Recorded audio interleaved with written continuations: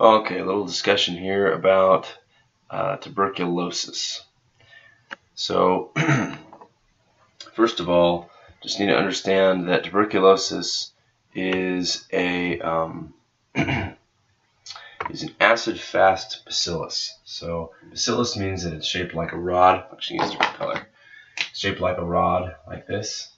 Okay, and acid-fast means that in order to stain it, you have to dip it in acid first. So what the acid does is it wears away at something that this thing is coated in, which is called mycolic acid.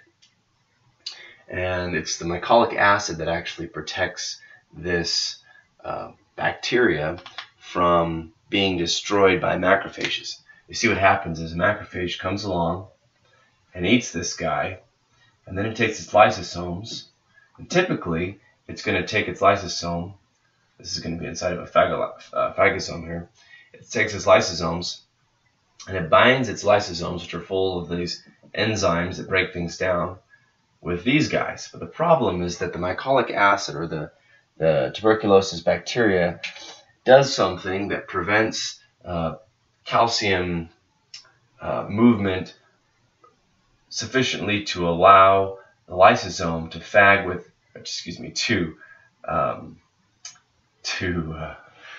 to combine with the phagosome and form a phagolysosome, which is what contains those enzymes which would normally break this thing down. So if the lysosomes can't bind with this thing, they just stay in here, and this thing's able to just replicate inside of this guy, and you end up with a macrophage that's full of viable replicated bacteria, and your body doesn't really know what to do with this, so it forms something called a Ghon complex around it, which is like this big walled off area around it. And from there, the person can just keep these things. Sometimes they get calcified, and then they show up on X-ray, and they can either have viable or dead bacteria inside of them. And if you see this thing on a X-ray, they call it the Ghon, or the Ghon focus. And sometimes these bacteria will actually also spread to the lymph nodes. And then when you see the lymph nodes are calcified in the lung, and you have a Ghon focus, they call that a Ghon complex together. So let's talk a little bit about some of the stages of tuberculosis infection really quickly. So tuberculosis starts out when it's first infected. It has these different kind of stages. So when it first affects somebody, they call that the primary infection. So here it is, primary infection. Somebody coughs on somebody, they get some little drops of the stuff inside of their lung. But you got to recognize too that even if those little drops dry out, the tuberculosis is still viable. So the primary infection ends up leading to something they call primary complex, or primary TB, and essentially goes down into their lung. You're going to see this in the lower parts of the lung, okay, lower lobe area, and you're going to see some caseation in like that Ghon complex that I was telling you about. You're going to see a spot of Ghon focus, and then probably also maybe even some lymph nodes. So together that'd be the Ghon complex. So that's the primary complex. That's the localized caseation. Now from there, the person can heal those lesions, and they'll be all better, and the organism will not be viable anymore, and they'll be all good.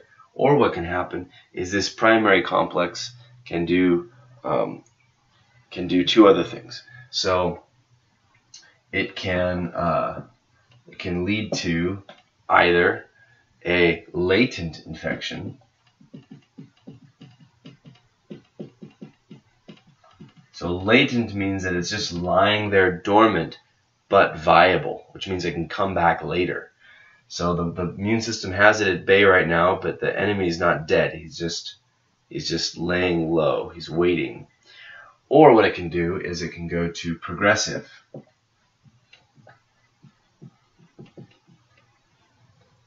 And in the case of progressive,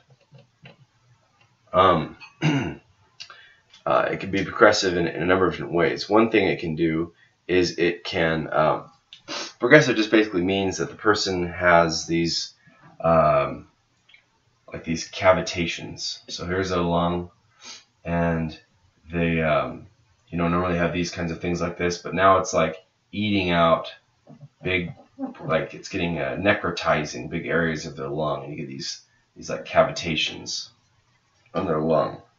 That's a bad deal. It's like spreading. The other thing it can do is it can end up going from progressive to kind of seeding all over their body, and you get these little tiny spots of infection all over their body. They call that miliary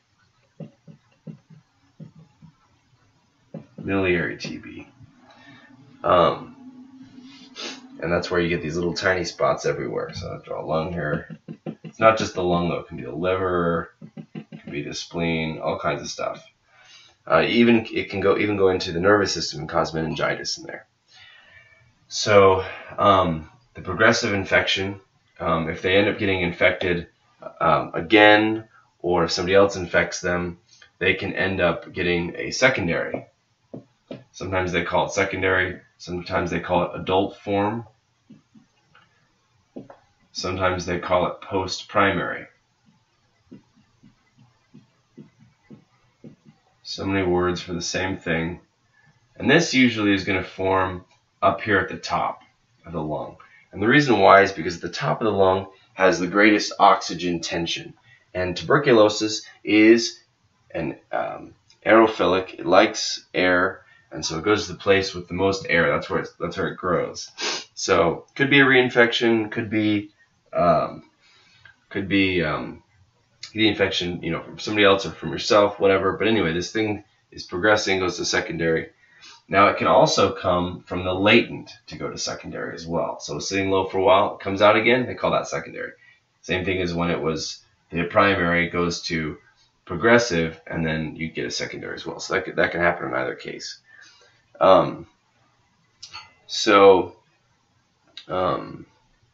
Anything else about this that I was going to cover? So the person has secondary tuberculosis. There are two ways they can kind of go out. One of them they call galloping. The word right here. Hold on. Sorry. I want to make sure I get every word correct here. Either call it. Oh goodness. Shouldn't have said it if I didn't have it on top of my head. Okay, either galloping consumption, that was what I was looking for.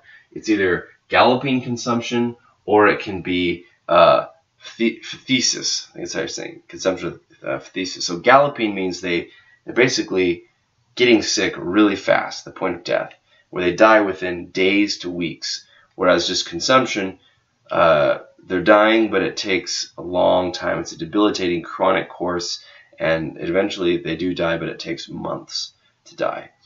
And yeah, that's a pretty basic overview of tuberculosis.